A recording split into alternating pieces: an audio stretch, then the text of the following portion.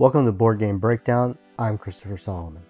In these burst videos, I'll be doing an overview of a game, touching on setup, gameplay, and thoughts in just under 3 minutes. If you'd rather have a more in-depth video, please use this link to see our full video on this game.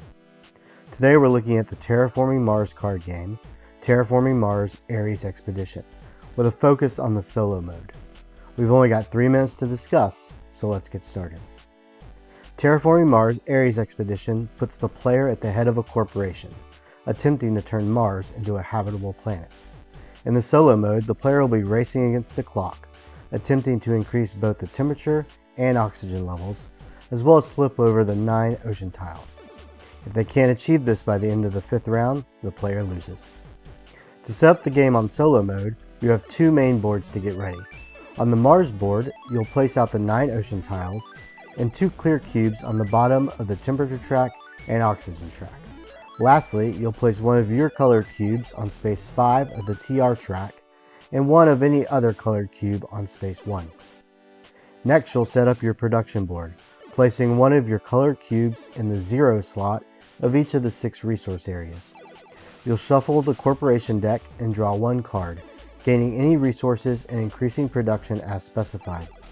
You also want to shuffle the massive deck of project cards and deal yourself 4 cards to create your starting hand. Lastly, grab a set of 5 action cards for yourself and a set of 5 to use as a dummy hand, and you're ready to get started. Speaking of actions, let's look at how the action selection works. Each round, you'll select 1 action card, and a random action card will be drawn from the dummy hand. Once flipped, these 2 actions will make up the 2 phases that will be activated that round.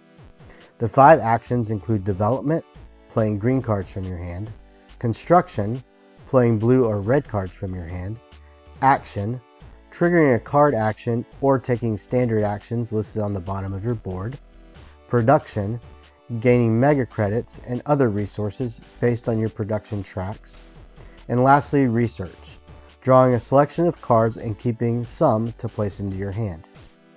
As an incentive to playing the action card, the player will get a different bonus action determined by the phase they chose. Once the bot has run through their 5 cards, your action deck is shuffled, the round token is moved up 1 round, and the temperature and oxygen levels are increased in amount based on what difficulty you're playing at. After 5 rounds, the game is over and the player checks to see if Mars is fully terraformed.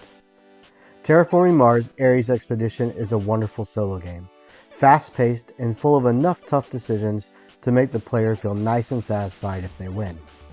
Thanks for watching this burst video, and please subscribe and check out the website at boardgamebreakdown.com.